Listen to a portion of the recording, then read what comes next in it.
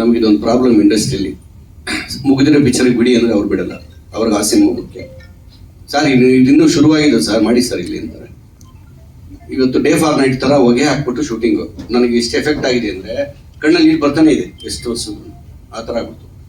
ಪಾಪ ನಿರ್ದೇಶಕರು ಮತ್ತೆ ಮತ್ತೆ ಮತ್ತೆ ಮೆಸೇಜ್ ಮಾಡ್ತಾರೆ, ಅವ್ರಿಗೋಸ್ಕರ ಬಂದೆ ನನಗೆ. ಬರಬೇಕು, ಜವಾಬ್ದಾರಿ ಇಲ್ಲ ಅಂತಲ್ಲ, ಆದರೂ ತುಂಬ ಕಷ್ಟಪಟ್ಟು ಸಿನಿಮಾ ಮಾಡ್ತಾರೆ. ಒಂದು ವಿಷಯ ಮರೆತೆ, ದೃಶ್ಯ ಮಾಧ್ಯಮ ಮತ್ತು ಪತ್ರಿಕಾ ಮಾಧ್ಯಮದ ಎಲ್ಲರಿಗೂ ನನ್ನ ನಮಸ್ಕಾರ. ತಡವಾಗಿ ಬಂದಿದ್ದೀನಿ, ಕ್ಷಮೆ ಇರಲಿ. ಸಿನಿಮಾ ಬಗ್ಗೆ ಎಲ್ಲರೂ ಮಾತಾಡಿದ್ದಾರೆ, ನನ್ನ ಜವಾಬ್ದಾರಿ ಕಡಿಮೆ ಇದೆ. ಈಗ ಎಲ್ಲ ವಿಷಯ ನಿಮಗೆ ಗೊತ್ತಾಗಿರುತ್ತೆ. ತಂದೆ ಮಗಳ ಬಾಂಡಿಂಗ್ ಬಗ್ಗೆ ಅವ್ರು ಹೇಳಿದ್ರು. ಪಾಪ ಅವರ ತಂದೆ, ನನ್ನ ಮಗಳು ಗ್ಯಾರಂಟಿ ಒಳ್ಳೆ ಸ್ಕೋರ್ ಮಾಡಿದ್ದಾಳೆ ಈ ಸಿನಿಮಾದಲ್ಲಿ, ಶೋರ್. ಅವಾರ್ಡ್ ಹೋಗುವಂತ ಕ್ಯಾರೆಕ್ಟರ್ ಅದು. ಆ ಟೈಮಲ್ಲಿ ಪಾಪ ಅದು ಎಷ್ಟು ಬೇಜಾರಾಗ್ತಿತ್ತು ಶೂಟಿಂಗ್ ಬಂದಾಗ ಅಂತ ನನಗೆ ಗೊತ್ತು. ನನಗೂ ಒಬ್ಬಳು ಮಗಳಿದ್ದಾರೆ, ನಾನು ಸಂತೈಸ್ತಾ ಇದ್ದೆ. ಸೊ ಅವಳಿಗೊಂಥರ ಧೈರ್ಯ, ಪಕ್ಕದಲ್ಲಿ ಯಾರೋ ಇದ್ದಾರೆ ನನಗೆ ಸಹಾಯ ಮಾಡೋರು ಅಂತ.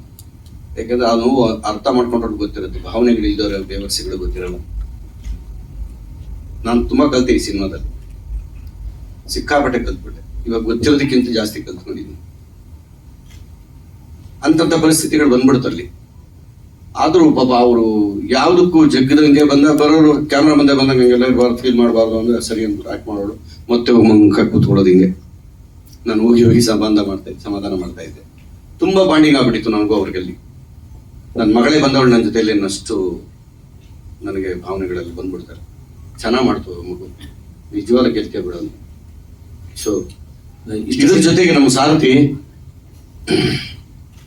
ಕಾಂತ ಸರ್ ಅವರು ಒಂಥರ ಭಾವಜೀವಿ. ಇಷ್ಟೊತ್ತು ಅದು ಮಾತಾಡಿ ಕೇಳಿಸ್ಕೊಂಡೆ. ನಾನು ಆಗ್ಲೇ ಬಂದೆ, ಅಲ್ಲಿ ನಿಂತಿದ್ದೆ, ಮೋಸ್ಟ್ಲಿ ಮುಗ್ದಿದೆ. ಇವ್ರು ಬಂದ್ರೆ ಹಂಗೆ ಹೋಗ್ಬಿಡೋಣ ಆಚೆಗೆ ಅಂತ, ಯಾಕೆ ಬಯಸ್ಕೋಬೇಕು ಅಂತ.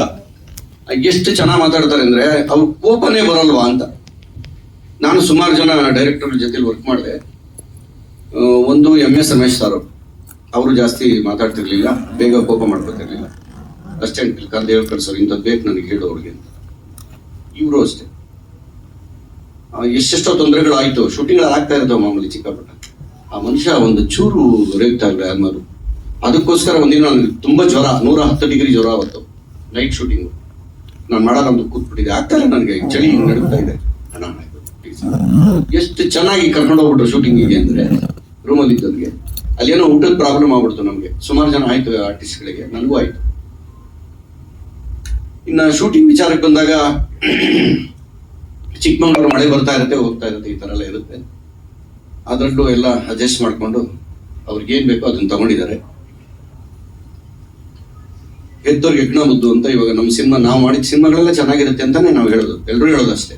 ಡೈರೆಕ್ಟ್ ಇಂದ ಹಿಡಿದು ಆರ್ಟಿಸ್ಟ್ ಇಂದ ಹಿಡಿದು ಇವರು ನಮ್ಮ ಜಗಪ್ಪ ಆಗ್ಲಿ ಇವರು ಆಗ್ಲಿ ಏನು ಯಾರೇನು ಕಡಿಮೆ ಇಲ್ಲ ಇಲ್ಲಿ, ಎಲ್ಲರೂ ಚೆನ್ನಾಗಿ ಮಾಡಿದ್ರು. ನಾನು ಪ್ರೊಡ್ಯೂಸರ್ನೇ ನೋಡಿಲ್ಲ ಈ ಸಿನಿಮಾ ಮುಗಿಯೋವರೆಗೂ. ಬಂದಿದಾರ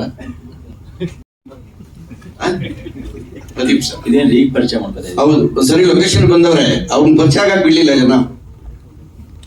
ನಾಡಿ ಇನ್ನೊಂದು ಪಿಕ್ಚರ್ ಹಾಕೊಂಡ್ಬಿಡ್ತಾನೆ ಇನ್ನೊಂದು. ನಾನು ಹಂಗಾಗಿದ್ರೆ ಇಷ್ಟು ಸಿನಿಮಾ ಮಾಡ್ಬೇಕು. ಇರ್ಲಿ, ಚೆನ್ನಾಗಾಗುತ್ತೆ ಸರ್, ಕೆಲಸ ಚೆನ್ನಾಗಾಗಿದೆ. ನಾನು ಅದಕ್ಕೆ ಮೈ ಹಿಡಿಯಲ್ಲ, ಹಿಡಿದ್ಬಿಟ್ರೆ ನಾನು ಒಳಗೆ ಏನು ನಿಲ್ಲಲ್ಲ. ಸ್ವಿಚ್ ಆನ್ ಮಾಡ್ಬಿಟ್ರೆ ಬರ್ತಾ ಇರುತ್ತೆ ಎಲ್ಲ.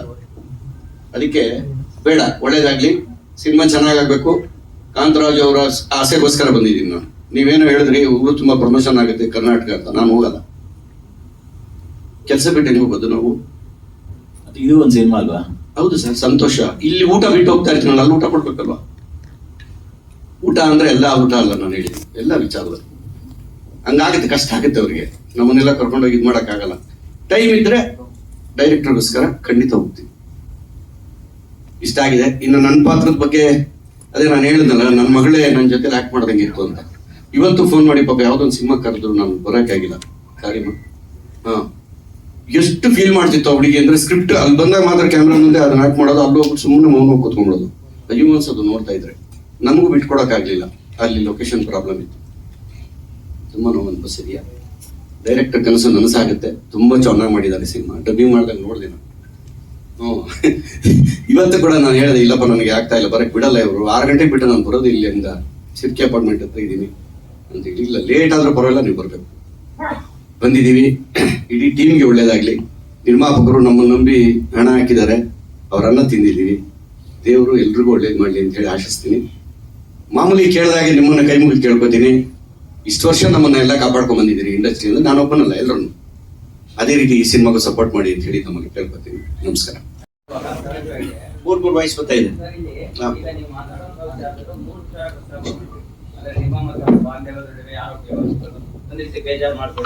ಒಂದು ಇನ್ನೊಂದು ಪ್ರೊಡ್ಯೂಸರ್ ನಿಮ್ಮನ್ನ ಭೇಟಿ ಮಾಡಕ ಬಿಡ್ಲಿಲ್ಲ ಅನ್ನೋಂಥದ್ದು, ಇನ್ನೊಂದು ಪ್ರಮೋಷನ್ ನಾನು ಬರ್ಲಿಕ್ಕೆ ಸಾಧ್ಯ ಇಲ್ಲ ಅನ್ನೋದು. ಅಂದ್ರೆ ಒಂದು ಸಿನಿಮಾ ಈಗ ಪ್ರಮೋಷನ್ ಟೈಮ್ ಅಲ್ಲಿ ಈ ರೀತಿ ನಿಮ್ಮ ಬೇಸರ, ಅಂದ್ರೆ ನೀವು ಹಿರಿಯ ಕಲಾವಿದರು, ಇಂಥದ್ದೊಂದು ಕನ್ನಡ ಸಿನಿಮಾಗಳ ತಂಡಗಳ ನಡುವೆ ಈ ರೀತಿ ಸಮಸ್ಯೆಗಳು ಆಗತ್ತಾ?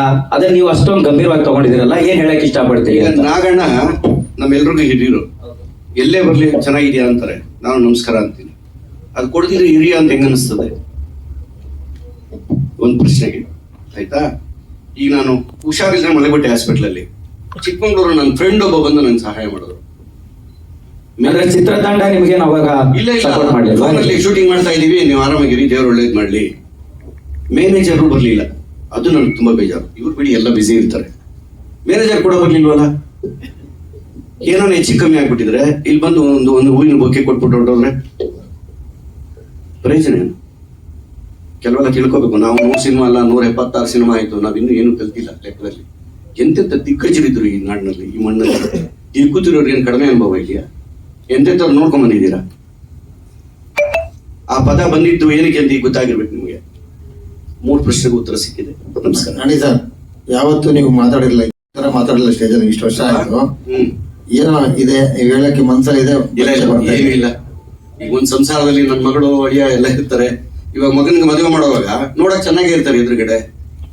ಮದುವೆ ಆಗಿ 1 ತಿಂಗಳಿಗೆ, 3 ತಿಂಗಳಿಗೆ, 6 ತಿಂಗಳಿಗೆ ಅವ್ರ ಯೋಗ್ಯತೆ ಗೊತ್ತಾಗೋದು. ಹೆಣ್ಣಾಗ್ಲಿ ಗಂಡಾಗ್ಲಿ, ಬರೀ ಹುಡುಗನ್ ಹೇಳ್ತಿಲ್ಲ ನಾನು. ನನ್ನ ಮಗಳ ಒಳ್ಳೆ ಹುಡುಗ ಸಿಗ್ಬೇಕಪ್ಪ, ಯಾರಿಗಾನ ಹೇಳಿದ್ರೆ ಒಳ್ಳೆ ಹುಡುಗನ್ ನೋಡ್ರಿ, ಅವರು ಕೇಳ್ತಾರೆ ಒಳ್ಳೆ ಹುಡುಗಿನ ನೋಡಿ ಅಂತ.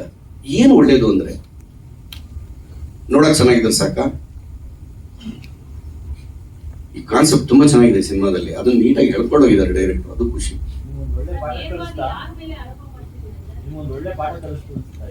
ಯಾರಿಗೆ? ಜೀವನನೇ ಹೆಂಗಲ್ವಾ, ದಿನ ಒಂದೊಂದು ಪಾಠ ಕಲಿತಾ ಇರ್ತೀವಿ. ನನಗೆ ತುಂಬಾ ಬೇಜಾರಾಯ್ತು. ನನಗೆ ಒಬ್ರು ಬರ್ಲಿಲ್ಲ, ಏನು ಹೆಚ್ಚು ಕಮ್ಮಿ ಆಗಿದೆ. ಹೆಂಗ್ ಗತಿ? ನಾಣಿ ಸರ್, ಅಮ್ಮ, ಯಾರ ಮೇಲೆ ನಿಮ್ಗೆ ಚಿತ್ರತಂಡದ ಮೇಲೆ ಅಸಮಾಧಾನ ಇರೋದು? ಪ್ರೊಡಕ್ಷನ್ ಮ್ಯಾನೇಜರ್ ಏನಕ್ಕಮ್ಮ ಇರೋದು? ಇವರೆಲ್ಲ ಬಿಸಿ ಇದ್ರು ಗೊತ್ತಿತ್ತು ನನಗೆ, ಶೂಟಿಂಗ್ ನಡೀತಿತ್ತು. ಯಾವ ಮಟ್ಟಕ್ಕೆ ಆಗಿತ್ತು ಅಂದ್ರೆ ನನಗೆ ಅನ್ಕಾನ್ಶಿಯಸ್ ಆಗ್ಬಿಟ್ಟಿದೆ ನಾನು. ಅವಾಗ ಈಗ ಮನೆಯವ್ರಿಗೆ ಯಾರಿಗೂ ಸಂಬಂಧ ಇಲ್ವಾ? ಇದು ನನ್ನ ಪ್ರಶ್ನೆ. ಡೈರೆಕ್ಟ್ರೆ ಕಾಂತವ್ರೆ, ಅಂದ್ರೆ ಈ ಹಿರಿಯ ಕಲಾವಿದರು ಇಷ್ಟೊಂದು ಗಂಭೀರ ಆರೋಪನ ಮಾಡ್ತಾ ಇದ್ದಾರೆ. ಸೊ ನೀವು ತಂಡದ ಭಾಗ ಆಗಿ ಅವತ್ತು ಇದನ್ನೆಲ್ಲವೂ ಕೂಡ ಗಮನಿಸ್ಕೊಳಕ್ ಆಗ್ಲಿಲ್ವಾ? ಈ ರೀತಿ ಅಸಮಾಧಾನಕ್ಕೆ ಏನ್ ಹೇಳಕ್ ಇಷ್ಟಪಡ್ತೀರಿ ಅಂತ ಫೈನಲಿ?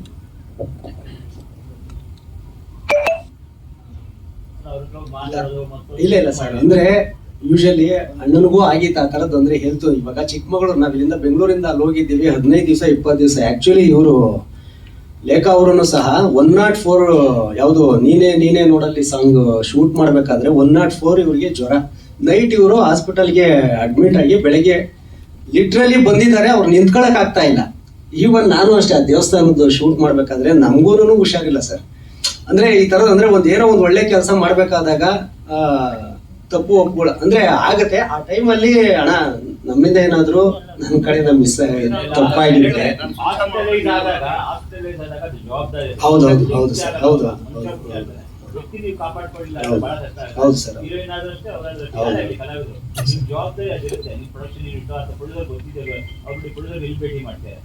ಇದೆಲ್ಲ ಏನ್ ಗೊತ್ತಾ, ಗೊಂದಲವನ್ನು ಸೃಷ್ಟಿ ಮಾಡ್ತಾರೆ, ಮಾಡ್ಕೋಬಾರ್ದು. ಅಲ್ಟಿಮೇಟ್ ಸಿನಿಮಾ ಗೆಲ್ಬೇಕು, ಅವ್ರು ದುಡ್ಡು ಬರ್ಬೇಕು, ಕೊನೆಗೆ ಅವ್ರಿಗೆ ಏನಾಗುತ್ತೆ ಇದೆಲ್ಲ ಹಾಕಿದ್ರೆ ಅವ್ರ ಟೆನ್ಷನ್ ಆ ಕೆಲಸ ಆಗ್ಬಾರ್ದಲ್ವಾ? ಹೌದೌದು ಸರ್, ಖಂಡಿತ. ಆದ್ರೂ ಕೂಡ ಅವರು ನಾಣಿ ಸರ್ ನಿಮ್ಮ ಮುಖ ನೋಡ್ಕೊಂಡ್ ಬಂದೆ ಅಂತ, ಇಲ್ಲಿ ನಿಮ್ಮ ಮುಖ ನೋಡ್ಕೊಂಡ್ ಬಂದೆ ಅಂತ ಅಟ್ಮಾಸ್ಫಿಯರ್ ಒತ್ತಿ ಹೇಳಿದ್ರು. ಅಂದ್ರೆ ಬೇರೆ ಯಾರು ಅವ್ರ ಎಲ್ಲರೂ ಬೇಜಾರಾಗಿ ಮಾಡ್ಕೊಂಡಿದಾರ ಅಂತ? ಆ ತರ ಅಲ್ಲ.